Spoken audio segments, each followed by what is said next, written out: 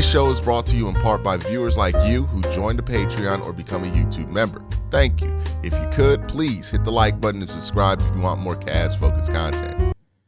All right. We are on to round two. Both the teams in this series got pretty much through with their series relatively quick.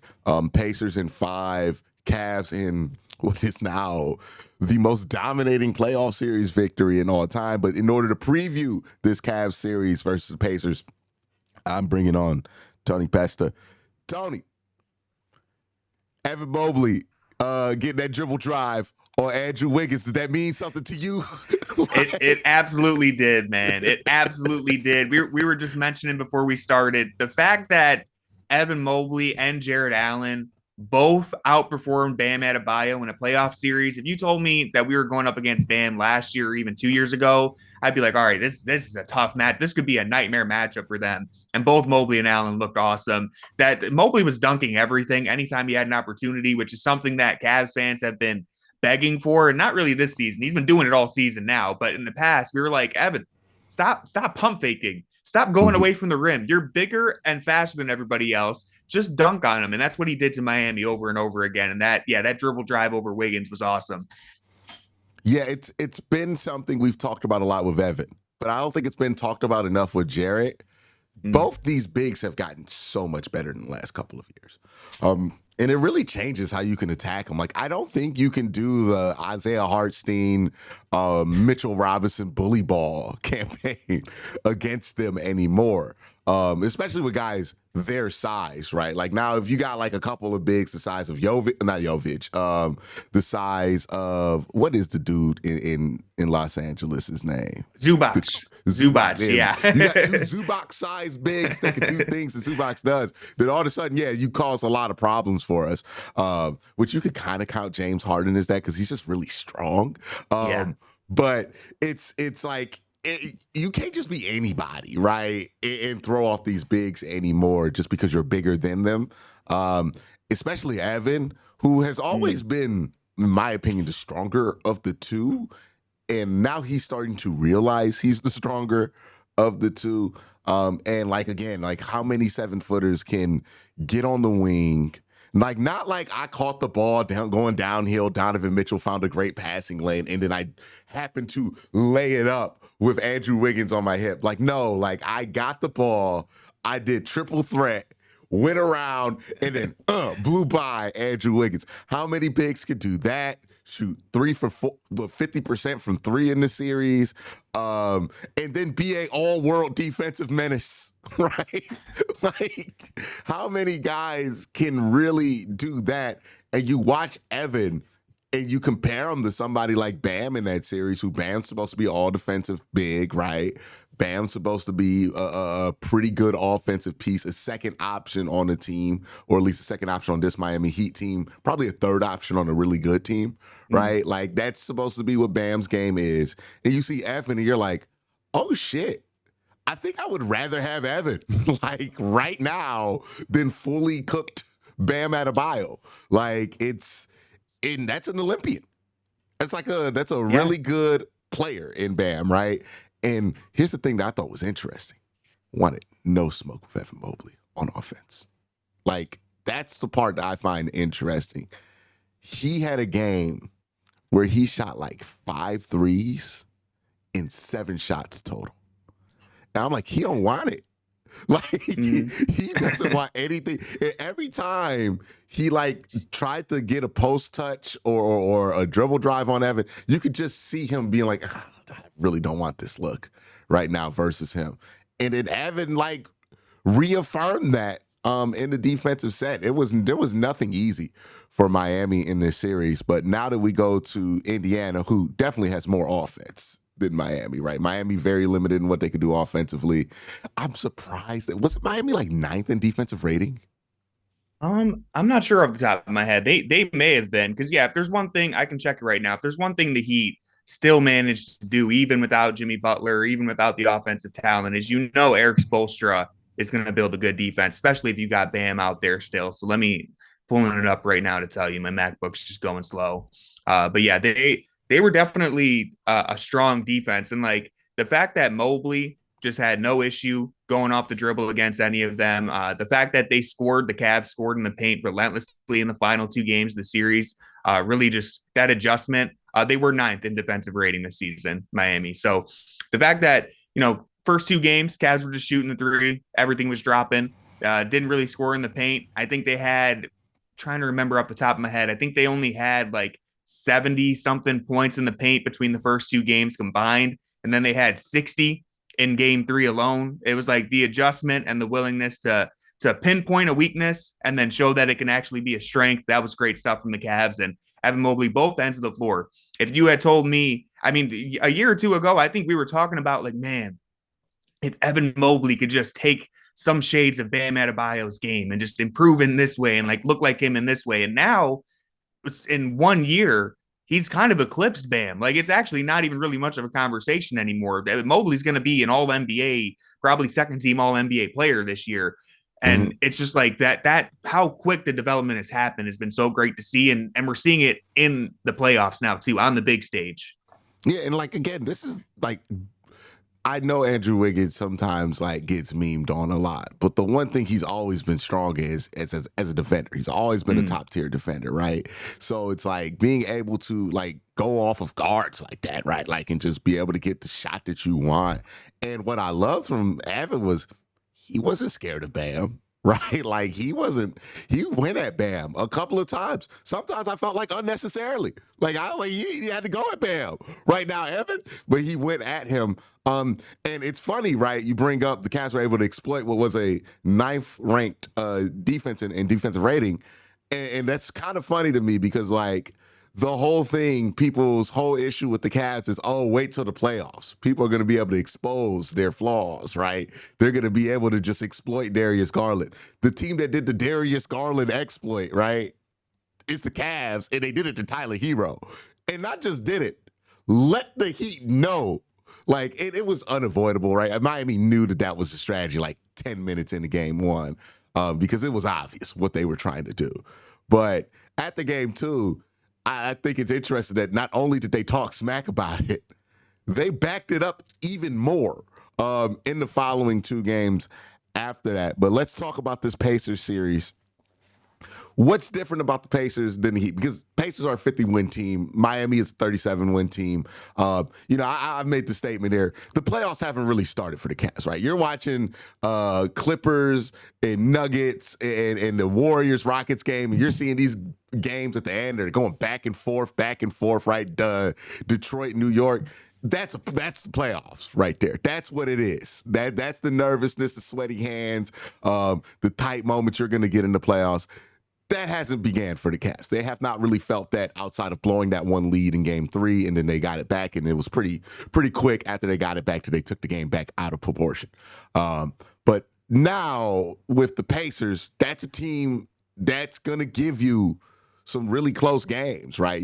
They can take this to 6, maybe even 7 if they get the right nights from the right players.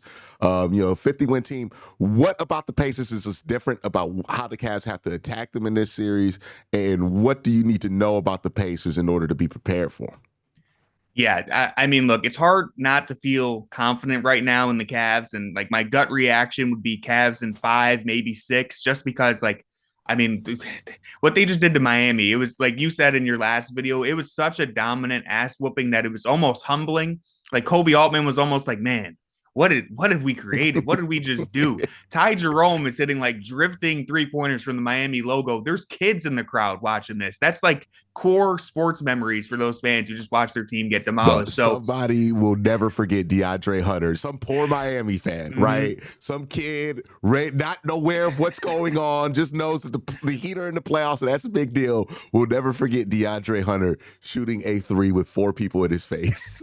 And it just going straight in cash. Those are going to be some scarred memories moving forward, because what they did to Miami in Miami was literally historic. It's unspeakable. No, some kid hates Ty Jerome.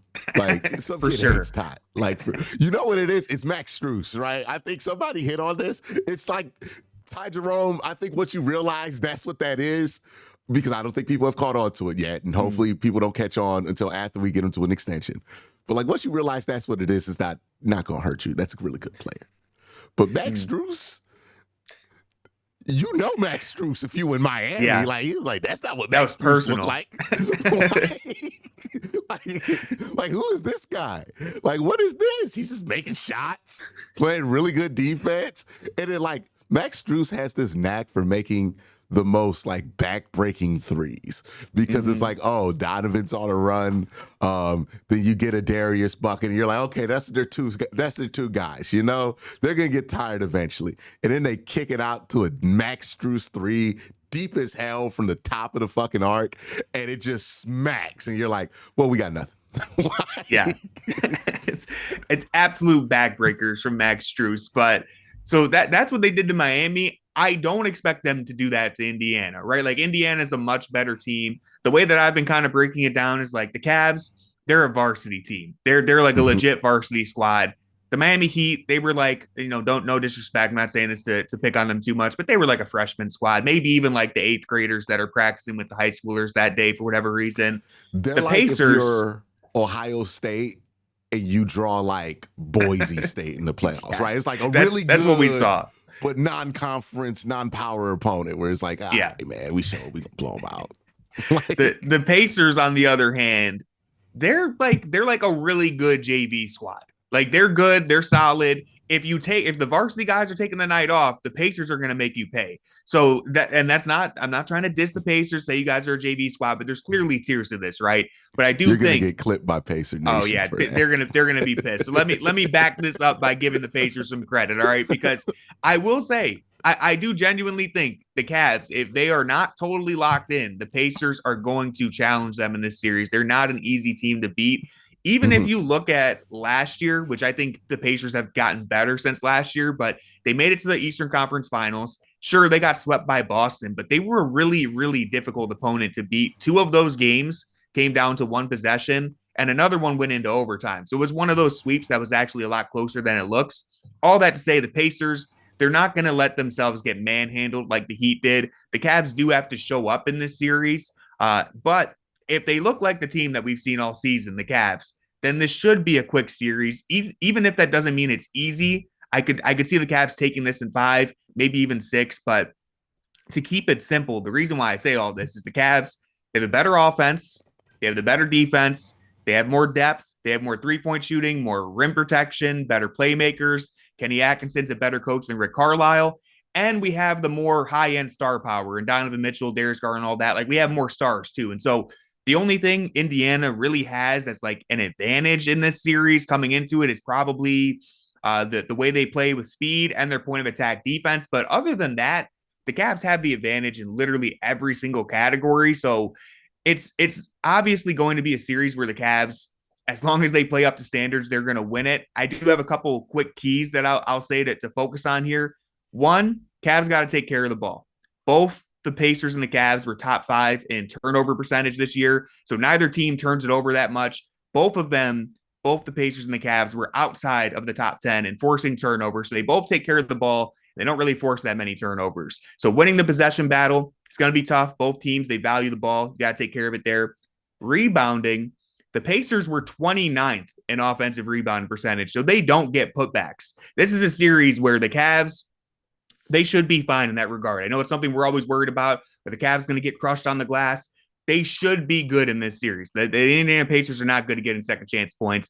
Allen and Mobley in particular should be able to smoke this front court on the glass. Miles Turner has never been a good rebounder. Siakam's not that great of a rebounder either. So I think the Cavs should be good in that regard. And then the other thing, you got to get back on defense because the Pacers, we know they like to run. We know they like to play fast. They were 5th in points off of live rebounds this season. So Cavs miss a shot, Pacers get the rebound and start running. They were 5th in points on those possessions in the NBA this year. So the Pacers, we know they want to get out and run.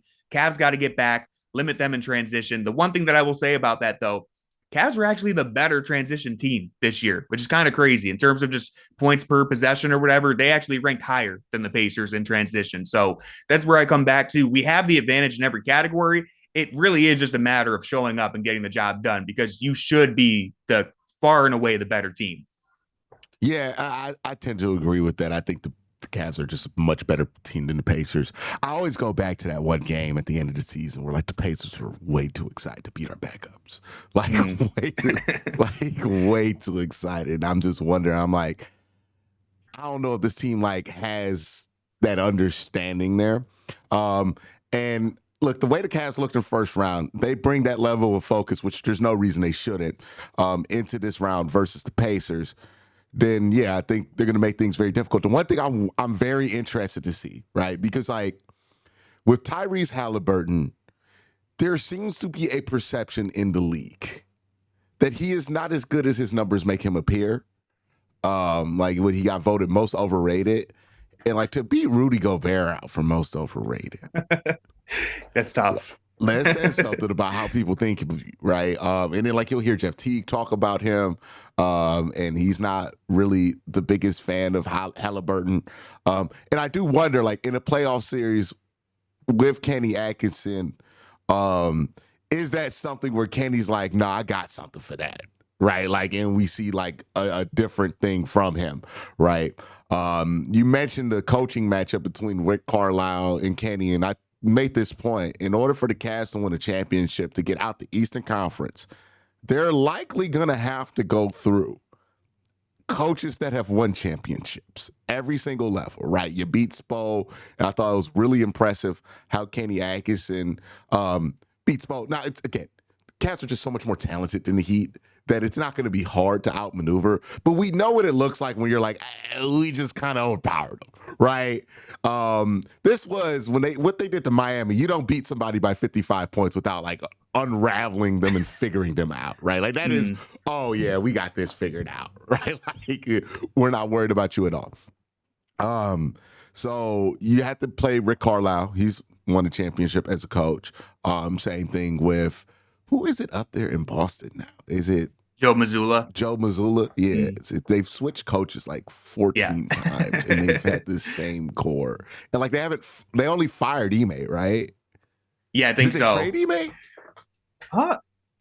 Honestly, no, I don't think so. Ime had like some weird off-court stuff that happened, and I think they abruptly fired him. So yeah, but Joe Mazzulla's in charge now, and he's like a psychopath. So now, hopefully Kenny can take care of that. I believe Ime cheated on Nia Long with a team employee, which is why. I think that's what it was. Right, like, that is exactly why he had to go.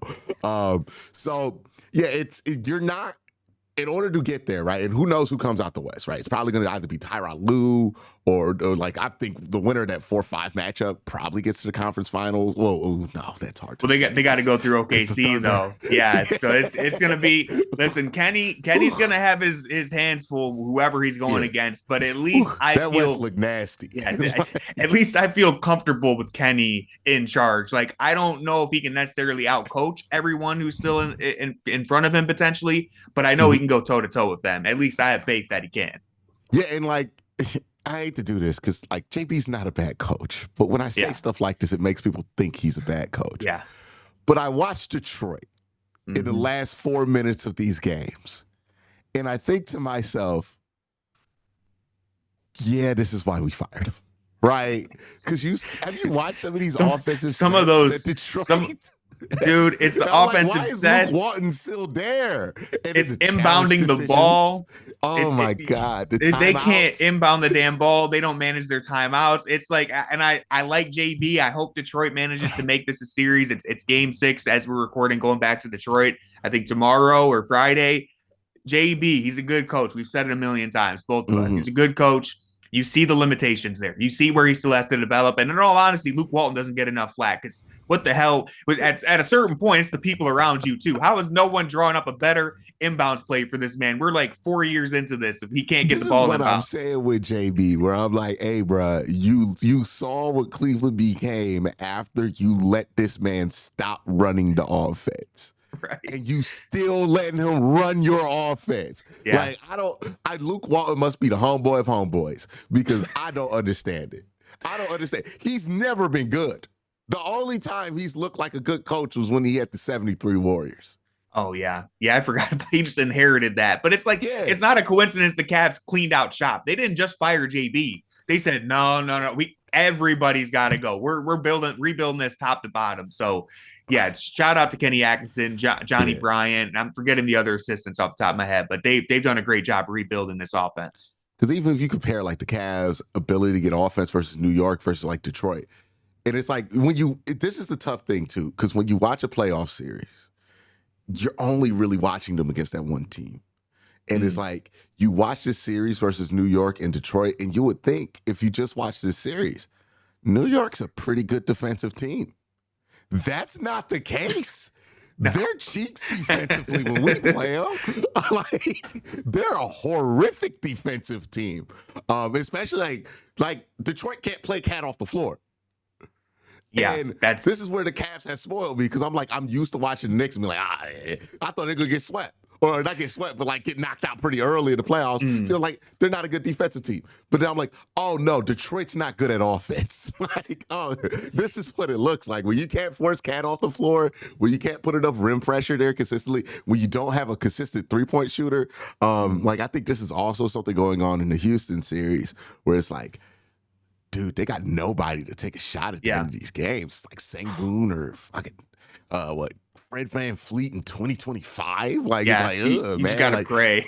Yeah, like Fred VanVleet's prime was 6 years ago, and he was still a surprise 6 years ago. Like, and he got people legitimately saying Fred should have took the last shot. They don't have a good option. There's no good options there. No matter who's shooting the ball, you're just praying it goes in there.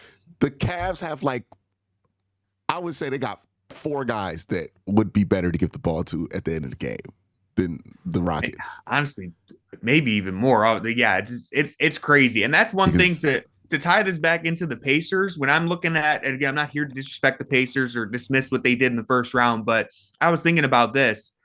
How many, so let's just be clear. Damian Lillard, he didn't play in the first round. I know technically he was out there for 2 games. He didn't play. That was not Damian Lillard. Then he got injured. Indiana really kind of had a hard time slowing down Milwaukee at times offensively. And it's like they just had Giannis out there. How many Cavaliers would you take before you get to the next best offensive player in Milwaukee? It literally might be 7. You might take the entire core 4, Max Strus, DeAndre Hunter, Ty Jerome. Well, Max Strus would be the one. That's where I'm like, all right, Max Strus or, maybe Gary Trent Jr. or someone on Milwaukee. But there's levels to this. And I know the Cavs didn't have a huge challenge in round 1. Would you take Max Strus in your rotation or Kyle Kuzma? Exactly. This is what I'm saying. It's like there's just way more firepower in Cleveland. And so I know we talk about the Cavs. They didn't really get tested in the first round. Milwaukee, all credit to Giannis. He's a beast. But outside of the 2 8 seeds in Memphis and Miami, could Milwaukee have beaten any? I don't think Milwaukee could have beat Orlando. After watching that series, I'm not sure if they could have beat any other team in the playoffs this year. So that's not meant to completely discredit the Pacers. They played who's in front of them. They did a good job, but it's going to be a whole different problem when you got to deal with Donovan Mitchell. Hopefully Darius Garland's healthy, ready to go. Ty Jerome, DeAndre Hunter. It's just there's way more players they have to worry about. Whereas against Milwaukee, it's we just got to guard Giannis pretty much. And that's not easy, but nobody else was capable of torching them. And even Gary Trent Jr., hit 4 threes in overtime yesterday and then blew the game by turning it over. So it's just when your offense, when your season's on the line, you got Kevin Porter Jr. bringing the ball up the floor. It's a tough look. It's a bad look. Yeah, and we got to remember they got Darvin Ham and and Doc Rivers out there, right? They're not playoff risers in my opinion at the coaching position over the last 10 years at least, right? And maybe if we go back 20 years, maybe you can make the argument for Doc, but over the last 10, not necessarily people I would ascribe that to. And yeah, I think it's interesting to see how Indy comes out because they're going to be confident, right? I think you're going to get their best shot, kind of similar to Miami, where Miami came into this series and they were hot. They had just been the first 10 seed in NBA history to make the playoffs. They beat a Hawks team that had a Defensive Player of the Year candidate. They beat who else did they beat to get in? Did they beat Chicago? I think I think they beat the brakes off Chicago too. I'm pretty sure they look really good. Role in the play-in, right? So they had a lot of confidence rolling into it. And I think he got their best shot 2 games into it. The real question is, okay, once we get to game 3, what's the Pacers going to look like? What are the Cavs going to look like? Are we going to be as intense? If we come out intense, I agree with you. I think we should be able to beat the Indiana Pacers relatively easy. There's another element of this. Darius Garland's going to be getting 9 days rest. Right? 9 days without getting smacked in the face. Right? Hey, man, Darius Garland. Real quick, I noticed something. Darius Garland, he went out in game 3. I think it was either game 3 or game 4. Sam Merrill, was obviously starting for him. And immediately Sam Merrill got hit in the face. And I was like, I've never seen Sam Merrill get hit in the face. He comes in, replaces Darius Garland for 1 game, and it's like the curse has been passed. Something's going on in Cleveland. It's got to be something with how that lineup funnels the bigs. Like, it's got to be, like, it has to be a part of it, right, at this point. Because, like, he gets hit in the face so much. I'm like, it's got to be something with, like, these switches with Jared Allen or something like that. Like, there's got to be an underlying issue here. There's something systemic happening because it doesn't happen that often to anybody else in the NBA. But Darius Garland. And it's been happening for like 3 years. Yeah, like multiple seasons in a row. Yeah, it is like only since Donovan Mitchell, because he didn't get hit in the face. Like, well, no, he got hit in the face a lot. With Evan Mobley's first year, he got hit in the face. Yeah, it's crazy. I don't know what I think it legitimately, like, why it is that he gets hit in the face so much. Offensively, he has so much jitter to his game that you probably get jumpy as a defender with him, right? Because he'll move the ball in and out, and you just you get jumpy, right? And you might see a chance to attack it. He really does love baiting you. So, like, he has, like, his best moves are the fake alley-oop. Yeah, the hesitation, all that. He's too shifty for his own good, is what you're saying. And I think it just causes people to react late, and you're swiping where the ball was, and now that's Darius's face. Because he also has really good, I don't use this term in basketball, but really good bend. Like, he can get real low with his dribble and his body. So his head can legitimately be where the ball was like a second ago. Yeah. I think that's why he gets hit on the face on offense. Defense, maybe it's just because he's not NBA small, right? Like, he's not, he's 6'2", but like, he's NBA small. Yeah. So maybe that's part of it. Like, I don't know. It's strange though that he keeps getting hit in the face. But Darius is going to be back, well rested, and I think Darius is going to come into the series with a lot to prove. I think he wants to prove a lot here. The Pacers talk a good amount of shit too, which I don't think is a good idea versus this Cavs team. Again, a couple years ago, okay, yeah, do it, fine. Like, we're young, we don't know how to respond to it. We're watching like Detroit look like that, right, at times, or the Rockets especially look like that. And you're like, oh, okay, they'll be fine in a couple of years, but they're going through the young team shit right now, right? They're losing a game here or there, they're missing free throws. Oh, we've lived through it. This is not that team anymore. This is a team that carries himself very businesslike. And if you start talking shit to them, they will really clamp in. Like, this is a team that's so petty. They closed out on Tyler Hero, up 40. And it was a good closeout. Like, it was good closeouts every time. Kenny Atkinson was using his challenge in the fourth quarter. And I think he won it too. Angrily used his challenge. Like, Ty Jerome was like, nah, they ain't getting that too. Like, I would not activate them, right? Because when did it get worse for the Heat? When Tyler Hero started talking to the media and calling people out. And I know that we kind of started it. Darius kind of started it. But that's the thing. That's how you know you're a true shit talker, is when you start it and then you get even more mad because they responded. Like, that's the sign of some dogs in Cleveland, which wasn't always the case in the past. Used to coach. I don't know where you're going with it. Golden State, yeah. I was thinking of those D-Lo Brooklyn Nets teams. Who is the king of talking shit? Draymond Green. And then you responding and be like, I can't believe this. Yeah. The audacity to respond to me like this. Right? Yeah, it's amazing. Oh, you saying Darius can't defend? We're going to go at you harder. Right? And then the thing is, it really is like an all for one for all kind of situation here. Because, like, if you talk shit about one of the cats, don't talk shit about Jared Allen. Like, that is also another lesson. Like, if you're a Pacers, because I saw them kind of talking shit to Giannis. His dad was on the floor. Yeah. Oh, they're gonna have some words for Haliburton's father if it goes like this. Ty Jerome's gonna be talking to someone in the crowd. You don't even have to guess who it's gonna be. Darius Garland hit a closeout 3 in Detroit and then pointed at somebody. And then went up to them and said, "Yep," and then ran off the court. Okay, like I hope they like. I think my worry is the way that not worry. I'm not worried about this, but my thing with the Pacers is it feels like they think it's 2023. Yeah, and if you go into a series against the Cavs thinking this shit's going to be 2023, and I'm interested to see if we get to Boston, how Boston's going to carry it, because part of me tells me they kind of think it's still 2023 or 2024 for them because that's the last time they played us.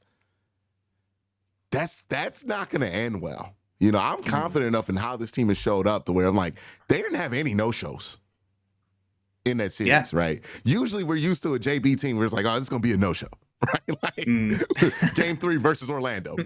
We not there. Just nobody came to play. Nobody's here. We weren't prepared. Who knows what we did the night before, right? This team doesn't have very many no-shows, and that's how they got to a 64-win record. So if your game plan is we're going to catch the Cavs on an off night, that's not a good game plan, right? And I'm interested to wonder and listen to some Pacers fans about how they think they're going to slow the Cavs offense down, because that's a difficult task for even Oklahoma City. I mean, we've seen the Cavs get like 120 on them, and they're like one of the best defenses ever. Yeah. And Mitchell didn't even shoot the ball well that game, if I remember. Yeah. So this is a very difficult team to slow down. And because like any kind of response that you're like, let's say Darius is going off and you try to do something about Darius, well, that's going to open up somebody else, right? And everybody's a threat. And the thing that's unique about this Cavs team is what Darius is probably the weakest defender on the team, but he's not a cone, right? Defensively. He's just not a great defender. He's not Drew Holiday. He's not gonna shut somebody down. If somebody's hot, they're gonna make shots, right? If they're on Darius.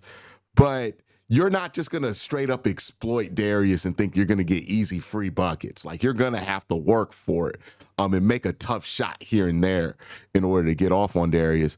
But like 1 through 8, I'm like, every single one of these guys they can play in this series are good defenders. Like, even when they throw Sam Merrill out there, it's like, okay, well, Sam can get some steals and be a really good team defender, especially if you're sitting in that zone. I think Sam is pretty good here. Another thing I think we saw in this Cavs series, they picked off a lot of passes from Miami. Yep. And I wonder, I think that was something they noticed in film, right? Where they're like, oh, Miami's not really intentively passing this basketball, because Jared Allen doesn't do that unless he knows, like, oh, yeah, they're lazy at the top of the key at the beginning of the game, right? Because that's so dangerous. If he misses on that, that's just a free shot. Yeah. So this team is like really locked in. Like, I think that just demonstrates to you how locked in they are. They're not messing around. Look, if they weren't going to get distracted in Miami, Indiana not ain't much gonna to do in Indiana, for them, right? Like, you know, so they seem really focused. They don't even seem happy with what they did against Miami. And that's that Donovan Mitchell leadership that he's brought to this team is really reflective off of everybody. Because, you know, we saw it last year where they were bringing out the chain for a playoff win. And, you know, it just wasn't a great look, right? You know, they were too excited for the small victories. And Donovan has won that battle, right? I don't think he was a fan of the chain in retrospect. Like, I think Donovan was one of those people on Twitter bitching about the chain, right? Like, it's like the chain was cool in the regular season. In the playoffs, especially given how we were playing, it just felt a little but I won't hate on the chain too much, because I did name my podcast almost after that, so I can't hate too much on it. But I want to say something about Haliburton real quick, because I don't know if there's any Pacers fans that are still watching at this point, if they're already pissed off that we've been dismissing their team. But I do want to say something about him, because he's going to be, obviously, he's their best player. He's someone to focus on. He is a much, much bigger threat than Tyler Hero. Haliburton's an elite playmaker. He's going to problem solve this Cavs defense way better than anyone in Miami was. So the one thing that I was watching this against Miami, it's how do the Cavs bigs and really the Cavs defense in general, how do they respond to when someone gets dribble penetration and is in the middle of the floor? Are they over helping? Or, if it's Jared Allen, is he either stepping up to take away the shot, or is he staying home and taking away the dump off pass? Because if he does that, I'm fine. But if he's kind of in no man's land, giving up either option, Tyrese Haliburton's too good to give those looks, right? Like against Tyler Hero, we ran him off the 3-point line. We packed the paint. He took a bunch of mid-range jumpers, and I think he shot like 11%. So it was like, cool, we're good with that.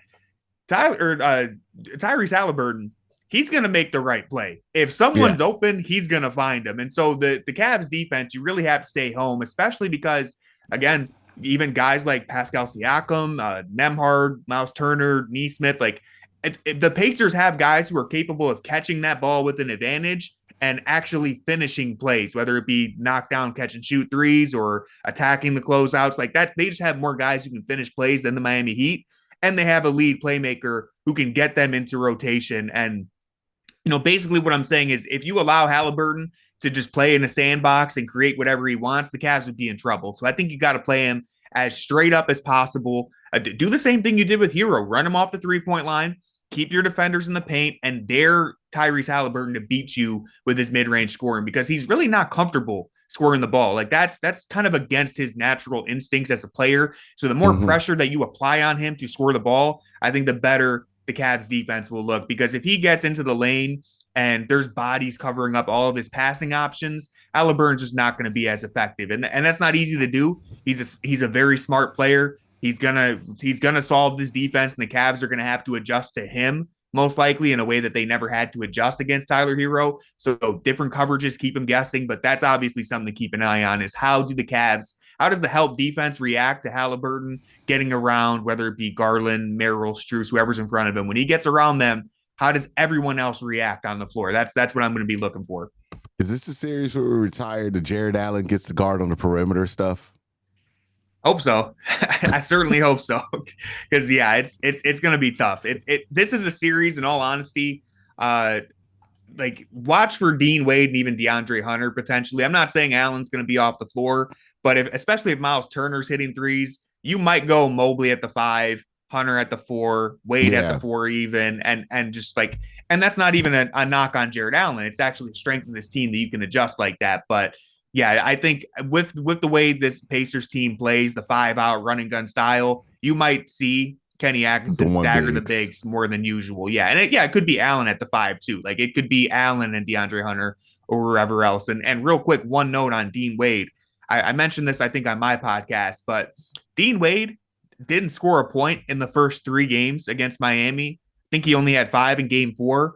And man, I was just thinking, if this had been any other year, that would be legitimately detrimental to the Cavs. You would be like, oh my God, like, could Dean Wade just give us something? Like, man, if only Dean Wade could just show up. And now it was like, oh, Dean Wade's helping? All right, we're up 60 now because Dean Wade is actually helping. It's such a luxury that in this series, he might be helpful, but like, even if he's not playable, you can play DeAndre Hunter. It's not only Dean Wade who could help. You actually have DeAndre Hunter who could help now too. So that's just such a luxury to have. Yeah, and kind of to your point here about the Haliburton and being able to pass out and the D Wade of it all, right? I wonder if this is one of those games one of those series where we get to the shifts early, right? Because sometimes they'll wait till like 8 minutes to get into the first shift, right? I think this is going to be a series where you get to like 10 minutes and you're seeing Ty Jerome, DeAndre check in, and you're like, okay, we're getting to that first shift early, especially with Darius coming back from injury in this game too. So yeah, I think that makes sense. And we brought it up with Darius, right? Like in the Miami series, they were so void of scoring, and you had such a surplus of scoring that you're not going to miss Darius's 20 points a game. But this series, you're going to need Darius out there, right? Like if the pace gets fast, you need Darius. You need a true point guard out there, right, to settle the pace down or to be able to facilitate in that space. Donovan Mitchell has grown a lot as a facilitator, but when he's going at high speeds, not his forte, right? Like that's where you see some of the bad passes pop up with Donovan. So you want Darius on the floor a lot. But I think it's like a question of, okay, how do you stagger them and who's going to be important in this series, who's not? This might be a series where Jared Allen's not that important, right? You know, Evan Mobley's going to be important every series. Donovan Mitchell's going to be important every series. But, you know, there are going to be some series where you're like, hey, we need less from this guy, right? Jared Allen probably not going to be too great of a factor in like a Boston series if you get there, right? Yeah. Where we've seen it, where he doesn't even play at the end of the games versus Boston. Doesn't mean that Jared's not going to be useful. It just means, hey, the Cavs have the depth and the flexibility to be able to lean on different lineups and rely on different guys for different series. So, yeah, I agree with you. I think Dean Wade's going to have to – I don't think Dean Wade has to contribute points-wise, but he has to be a good defender, you know, get you some turnovers. DeAndre – this is a big DeAndre Hunter series, right? You're going to want him out there a lot, playing a ton of minutes. I don't know if you're going to need a ton from Ty. Like, this might be a series where Ty takes a little bit of a back seat here. But, you know, maybe you need Isaac in this series more than you needed him versus Miami, right? Because he can slow down the pace and get rebounds from the two-guard position, right? So, you know, or take advantage of the rebounding issues there. So this is where you trust Kenny to cook. You know, he's going to have to cook here. It's going to be a different formula than what you saw versus the Miami Heat. And I think that's why Kenny's here, is because we're not just going to try to pull out our starting lineup and win the same way like we did with JB, right? Where it's like, all right, we're just going to put the starters out there and we're going to run no actions. 40 minutes of high pick and roll over and over again. We're not making any adjustments. That's the thing, Kenny. This Pacers team is good. They're a legitimately good team. They're not going to be a pushover. I imagine that there's going to be moments in this series where Kenny Atkinson sees something that's not working because the Pacers are either taking it away or they're cooking on offense. And Kenny's going to have to make an adjustment and try to take it away from them. And that's something that Miami, it's just kind of a skill thing. They didn't really have the tools to make Cleveland adjust in any meaningful way. Against Indiana, you're probably going to have to adjust a few times. So it's up to Kenny, press the right buttons at the right time. And that's the reason why I feel confident, is that they have all the right buttons there. Whether it's Dean Wade or Hunter, or maybe it's a Ty Jerome game, maybe it's an Okoro game, maybe it's like whatever it might be, they have all the right tools. It's just a matter of getting it to click together at the right time. And they've done it all regular season long and against Miami. So I feel confident. Yeah, and it's like, you know, Miami, you needed guys who could bust the zone, right? So who could just shoot. Sam Merrill ended up being really important in that series. Yep. But, you know, again, it's going to change differently, right? Now you need guys who can run the floor a little bit. You think we see Javonte Green minutes? He could run the floor. It could. We saw Javonte Green and Tristan Thompson minutes last series, and it was a good thing. So hopefully it'll be a good thing in this one too. We'll be up by so much he's out there. But yeah, I mean, you're going to need this. This very well could be a up-tempo series. And again, I think one thing that we should highlight is everyone's worried about the Pacers and how fast they play. The Cavs were actually better when they were sped up this year, and they have the number one half-court offense. So, yes, I still think the Cavs, if it's a track meet, I think the Cavs can win the series that way too. Like I think they can genuinely outshoot the Pacers, but Cavs should try to slow this game down just because. Again, I believe the Cavs were the number one half-court offense in the NBA this year. The Pacers were sixth. I don't think they're as comfortable playing the slow down game as Cleveland is. I think if you can force them into that, you're dictating the terms of engagement. You're forcing them to play your style. That would be the goal for Cleveland, is to try and slow the game down. But if it's a track meet, they have the bodies to do it, right? They have you could play DeAndre Hunter, Mobley at the 5, go smaller, go more athletic. I think the Cavs are comfortable doing either option.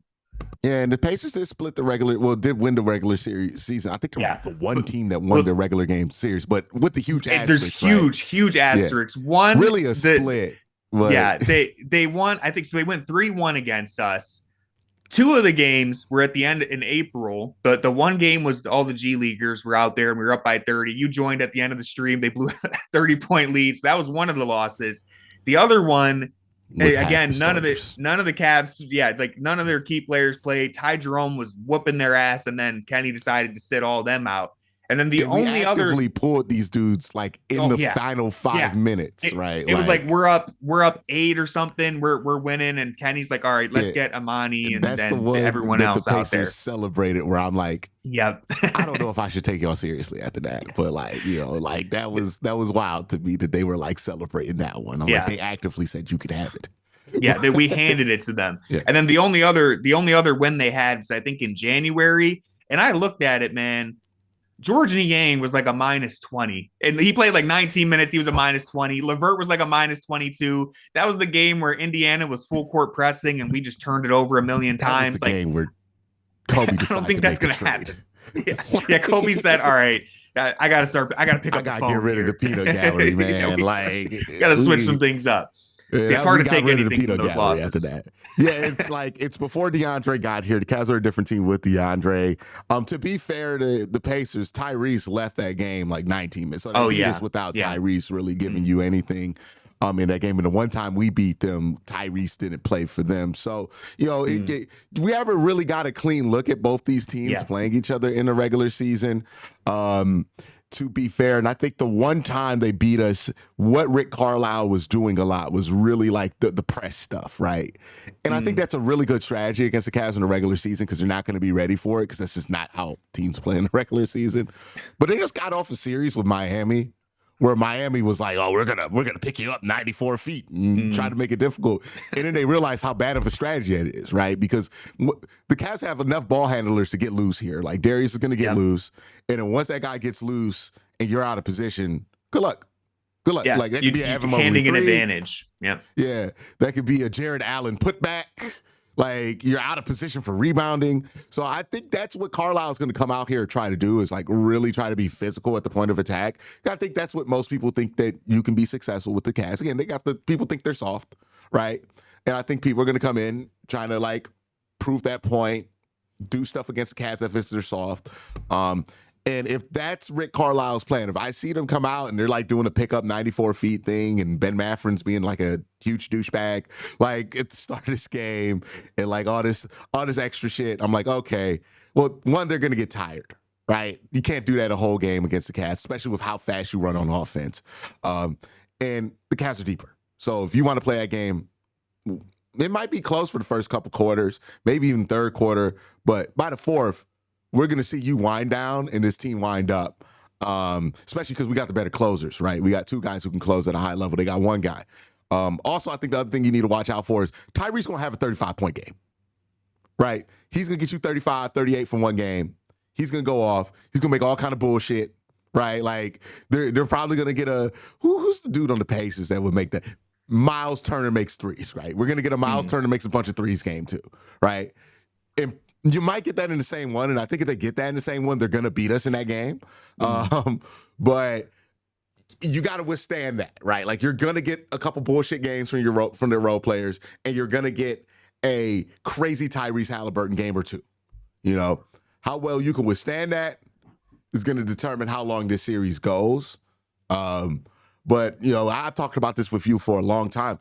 I think the only real teams that have stuff that create problems for the Cavs structurally in the Western Conference, right? The big bigs, that fucks us up, right? The inability, the rebounding, that hurts the Cavs. Like if you want to get to the Cavs, you got to rebound and you got to have big bigs, right? To push Jared and Evan off the floor or to get them in foul trouble.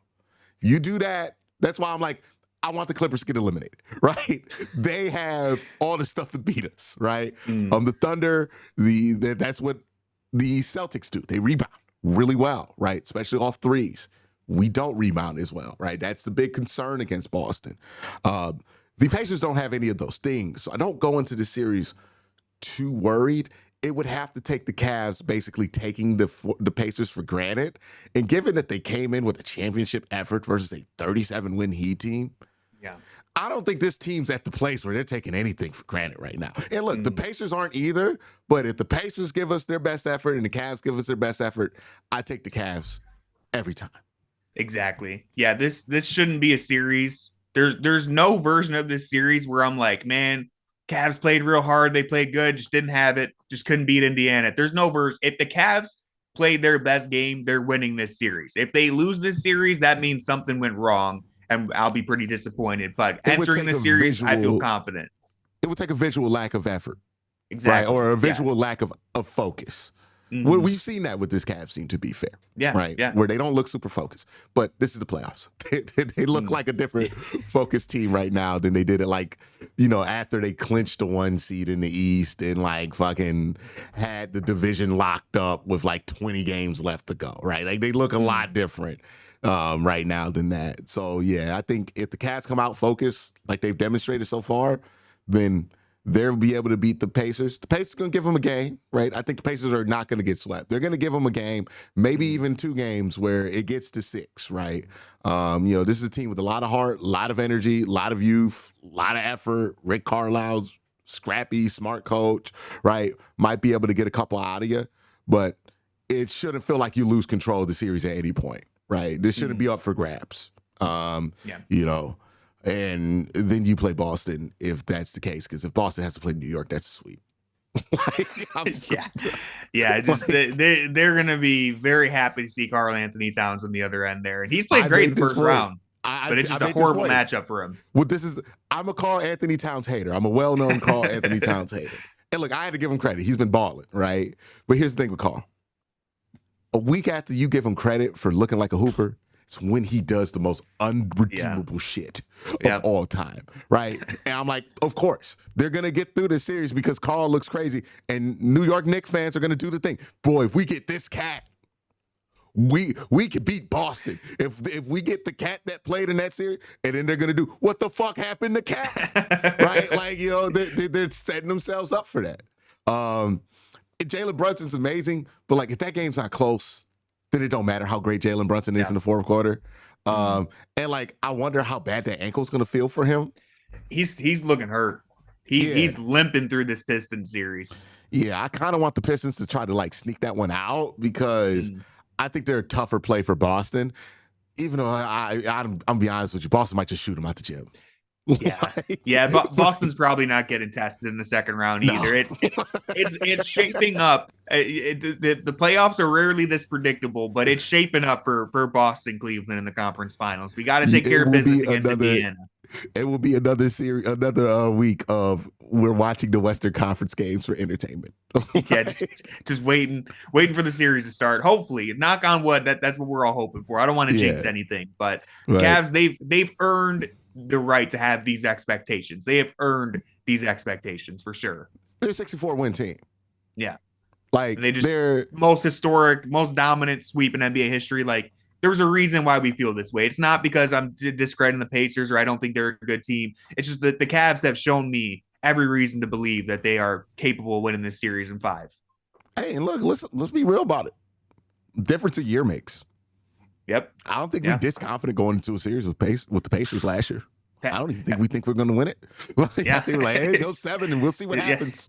Exactly. That's what I would have said. Yeah. 6 or 7. Hopefully the Cavs manage to pull it out. But now, I mean, it's the difference a year makes, like you said. And it's like we got consistent scoring from the bench. And I think I went back in that game. Cats got nothing from the bench. I think you mentioned it, right? George Niang and Karis LeVert, all-time awful, right? Yeah. Max Strus was still on the bench too. Yeah. I think Strus had just returned from injury a few games ago. So like it's hard to take anything from those regular season matchups. Yeah. So we'll see what this looks like. Both teams can be well rested coming into this series. And again, if everything's equal, I expect the Pacers to give you a really strong effort. They're really talented. They're a 50-win basketball team, right? I don't mean to talk about them like this. It's just this is a 1 seed that's put up historic numbers this year. And I know Pacer fans are going to get mad because they're like, oh, they think they're Boston or whatever it is. But it's like, well, buddy, we have been up there with Boston, if not better, in every statistical category that Boston had last year. Yeah. Like, so technically we've outplayed Boston this year.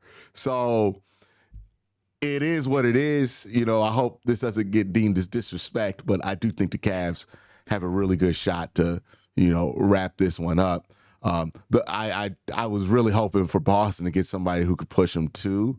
So, you don't want to be the team that gets in an unexpected 6-7 game series. I think that's what you have to avoid. Similar to the first round, right? Just don't make it a series. If you get the momentum, you go up 2-0, do exactly what you did against Miami in game 3. don't let go of that pressure and keep it on their neck. And everything I saw in that first series lets me know about the mentality of this team. Yeah, it's Miami. Yeah, it's easier to do against Miami, but the mentality is transferable to this series. But Tony, thank you for being on. It's going to be fun talking about the playoffs. What are you hoping to see out of some individual players? I guess like to leave off here, right? Name one player that you want to see something from in this postseason series, and then we'll end on that. I'm going to be looking, not to be cliche, but I'm going to be looking at Evan Mobley specifically because I just kind of don't think Siakam and Turner can guard him. Like, I think this is going to be a good series for him because I think back to last year. Now, Siakam wasn't on the team yet for Indiana, but it was early season last year. Darius and Donovan are out, and this is like a far inferior version of Evan Mobley, right? Like, this is last year's start of the season, Evan Mobley, and it's just him out there. Like, everybody else was injured. And Evan Mobley put up like 33 points, and I think he dunked on Miles Turner like 5 separate times. He was bringing the ball up in transition, doing whatever he wanted. I need to see Evan Mobley play like that because if he's scoring like that and Indiana has no answers for him, this is what I'm talking about when I say it should be a quick series for the Cavs, even if it's not necessarily easy. So I'm watching Evan Mobley. I'm watching Darius. Donovan carried the perimeter scoring in the last series, right? Pretty much averaged 30, set the tone. I want Darius to pick up that mantle, right? So Donovan doesn't have to get 30 every night. All the way up to Eastern Conference Finals series. So I want to see Darius pick up that mantle, pick up the scoring there. I always make this point, when Donovan and Darius both have to get 30, that's not the best version of this Cavs team, right? The best version of this Cavs team is when Donovan and Darius get like 20. Right? A piece. Because I think it's more scary when Donovan gets 12 points, right? Because you usually look at the scoreboard, you're down 40. Because everybody else is scoring. Don't need Darius and Donovan to get 50 apiece, 50 combined in this series. But, if Donovan gets like 15, 18 in this series, I need Darius to get you like to 24, 25, and carry a bit more of the scoring punch, just because I need to see that trade-off. I need to be confident in their ability to both do the things you need to do from the perimeter, because you're going to need both of them to score at a high clip in the Eastern Conference Finals, no matter who comes out of it, in order to get to the NBA Finals. And, I'd just like to see it so Darius can shut some people up. This would be a great opportunity for him to do that. Yeah, so I want people to know how good Darius has been, especially in the clutch. I hope we don't really get in that many clutch situations in this series, because that's where it could get a little dicey. Tyrese is a pretty good clutch player. So, just want the Cavs to take care of business, but I want Darius to, do what he's done all season, which is the second the narrative forms, scream "fuck you" to that narrative immediately with his play. So I'm looking forward to that. So Evan and Darius, we get a big series for them. Take some of the load off Donovan, because he's had to score a lot in that Miami Heat series. So let's see what we get there. It's probably going to be a big series for Evan, because he's going to be running the floor a lot too, like a lot of open rebounds where he can just go up in north-south, right? He's been getting the green light there. Kenny's probably going to let him get all the touches. I'm hoping, yeah. Yeah. We're probably going to see like an Evan Mobley 30 bomb if things go right? Like maybe even a 40-piece. Nah. He only got the 40 piece against It could, but let's not get too greedy. Hornets. Let's not get too greedy. Let's not. If it happens, we can celebrate then. Yeah, but I think you want to get one Evan Mobley 25 up game, right? You want him to consistently be 18 to 25 like scorer right there. So college age points shooting. So that's what you want from him. Darius, you want something similar. But maybe a fourth quarter takeover from Darius would be nice here too. But those are the things I want to see from a couple of individual players from the show. But I almost called you Darius. Tony, thank you for coming on here. Make sure you check out Tony on Fear the Sword. He also has his own YouTube channel at Tony Pesta. Is there anywhere else that I forgot that people can find you? Hit me up on playback.tv/Fear the Sword. We can watch live Cavs games together. Thanks for having me on, Q. This was fun. Yes, sir. You have a great day. Everybody have a good night.